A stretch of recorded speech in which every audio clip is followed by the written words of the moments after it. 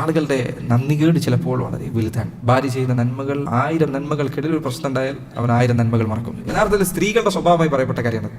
1000 നന്മ ചെയ്തിട്ട് ഒരു തിന്മ ചെയ്താൽ അത് മറന്നു കളയാന്നുള്ളത്. ഇതേപോലെ തന്നെ സ്ത്രീകളുടെ കാര്യം. ചിലപ്പോൾ അയാൾ ജോലിക്ക് വേണ്ടി കഷ്ടപ്പെടുന്ന ഇവരുടെ കുടുംബം നോക്കാൻ വേണ്ടിയിട്ടായിരിക്കും.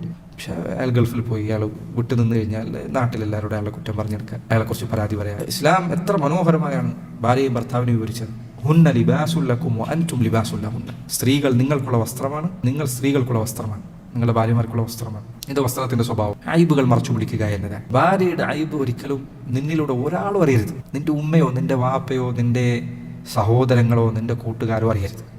തിരിച്ചു അതേപോലെ തന്നെ ഭർത്താവിന്റെ അയ്ബ് നിന്റെ നാവിലൂടെ വേറെ ആൾ അറിയരുത്. നീ അയാളെ കുറിച്ച് നല്ലതല്ലാതെ പറയരുത്. നിന്റെ ഉമ്മയോടോ നിന്റെ ഉപ്പയോടോ ആണെങ്കിൽ പോലും, സ്വന്തം ഉമ്മയുടെ ഉപ്പാടാണെങ്കിൽ പോലും. ചിലപ്പോൾ കല്യാണം കഴിച്ചാൽ അമ്മായിമ്മ വരും, ഞാൻ എനിക്ക് എൻ്റെ ഉമ്മാനെ പോലെ തന്നെയാണ്, എന്ത് വേണമെങ്കിലും എന്നോട് പറയാം, ഓൻ അങ്ങനെയാണ്, ഓൻ ഇങ്ങനെയാണ്, ഇങ്ങനെ പറഞ്ഞുകൊണ്ടേയിരിക്കും. എന്നാൽ പോലും അവരോടാണെങ്കിൽ പോലും എന്ത് ചെയ്യരുത്, ഭർത്താവിന്റെ കുറ്റം പറയരുത്, തിരിച്ചെങ്ങോട്ട് പറയരുത്. ഭാര്യയുടെ കുറ്റം പറയരുത്. ഭാര്യയുടെ ഉമ്മ ചിലപ്പോൾ പറയും, ഓള് ചിലപ്പോൾ അങ്ങനെ ശ്രദ്ധിക്കൂല, അവൾ അങ്ങനെ അങ്ങനെ തന്നെ നിങ്ങൾ പറഞ്ഞത് ശരി തന്നെ, അങ്ങനെ പറയരുത്. എൻ്റെ ഭാര്യയുടെ കുറ്റങ്ങൾ അവളുടെ ഉമ്മയോടാണെങ്കിലും പറയരുത്, അവളുടെ ഉപ്പയോടാണെങ്കിലും പറയരുത്.